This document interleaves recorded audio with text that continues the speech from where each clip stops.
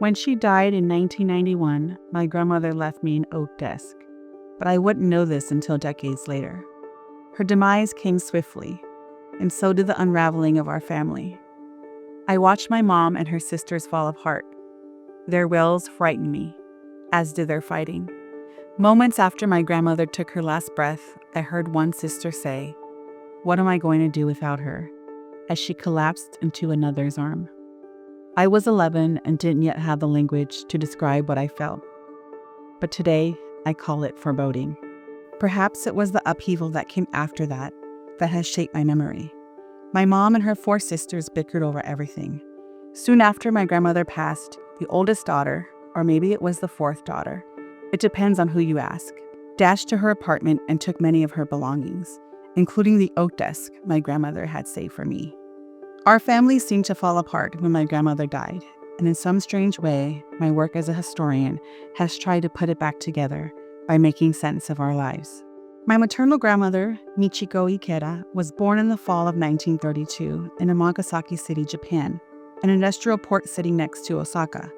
In December of 1941, when she was 9 years old, the Japanese attacked Pearl Harbor, Hawaii, then a U.S. territory. And shortly after, the U.S. entered World War II. Between February and August of 1945, the U.S. carried out an intense bombing campaign in Osaka, the second largest city in Japan after Tokyo. Michiko was a few months shy of her 13th birthday. My mother remembers her telling a story of how she had been walking home from school when the bombs began to fall. The kids, frightened, all scattered, running for safety. My grandmother didn't describe what came next, or what she saw. Maybe she couldn't, or didn't remember. Or maybe she didn't want her children to carry the weight of it, although the trauma would live on regardless. Michiko survived, while more than 100,000 Japanese civilians perished. Later that same year, the U.S. dropped atomic bombs on Hiroshima and Nagasaki, leading to Japan's surrender in September of 1945. With the war's end came the Allied occupation. Thousands of U.S. military troops and civilian personnel flooded Japan. In 1948, when she was 17 years old, Michiko left her parents' home in Amagasaki City. Against her father's wishes, she headed to the city of Nara to pursue her dream of becoming a singer. What else was she to do? If she stayed, she'd spend her days working in her parents' small okonomiyaki stall, serving the same dish to the same locals daily. It was routine, likely welcomed by many after the chaos of the war. But Michiko didn't want routine. She wanted to sing. As the eldest daughter, she had a duty to her parents and younger siblings, but she also felt the pull of Nara. She wanted to sing, and in Nara, there were plenty of opportunities for her to do just that. In Nara, there were American men with money to spend. They loved to dance, and she loved to sing.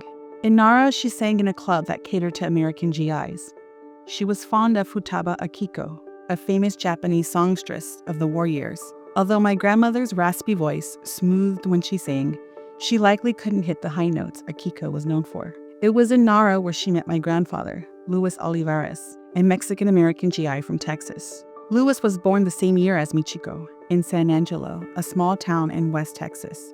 Shortly after they met, they married and had one daughter. In 1954, they left Japan for the United States, where Michiko gave birth to 4 more daughters, my mother being the youngest. By 1963, they settled in the Highland Park neighborhood of Los Angeles, hoping to land on their feet after a rough patch in Texas. As historian Yu Tokunaga explains, Los Angeles was, quote, the global meeting place located at the historical intersection of Asia and Latin America, making it an ideal place to raise their Mexican and Japanese daughters. But their hopes were dashed when my grandfather died in 1965 in a tragic workplace accident, making Michiko a 32-year-old widow with 5 daughters. My grandmother worked 2, sometimes 3 jobs, mostly at Japanese restaurants in the San Fernando Valley. Her tribe of fatherless girls was left to fend for themselves, and they were always getting into some kind of trouble. When my grandmother got sick, she was living in an apartment complex in Canoga Park, located in the San Fernando Valley, which she also managed. The residents were mostly Latinos from Mexico and Central America, and though my grandmother was Japanese, she felt at home among them. As the wife of a Mexican-American man, she had spent much of her life in the U.S., living in Latino communities. Michiko was one of thousands of Japanese war brides who married American GIs after World War II. and immigrated to the U.S. These women began arriving in 1947, just 2 years after the war's end. At the time, Japanese nationals were barred from entering the U.S. under the 1924 National Origins Act, which excluded Asian immigrants. The 1945 GI Brides Act allowed foreign wives of U.S. servicemen to immigrate, but excluded Japanese women. Only later did Congress pass the Alien Brides Act, which allowed a limited number of Japanese women to enter. By the time Michiko met Lewis, immigration restrictions were slowly lifting. In 1952, Congress passed the McCarran-Walter Act, easing some barriers for Asian immigrants. When Michiko and her oldest daughter arrived, their entry was remarkably easy compared to those who came a few years before. While U.S. officials claimed these changes stemmed from American liberalism, they were driven by the demands of military empire. My grandmother and the thousands of women like her are the subject of my first book. My grandmother was a fierce presence in my life. Her small frame, no more than 5 feet tall, and thick accent belied her fiery spirit. And as my mom likes to say, she didn't take shit from anyone. She was also incredibly intuitive, a gift I like to think she passed down to me. As I begin to work on my second book, I marvel at how far I've come. Growing up, I never imagined that one day I would write a book, let alone a second. But it seems my grandmother did. She recognized my potential long before I did. Though I never received the oak desk she intended for me, she gave me something else, a reason to write.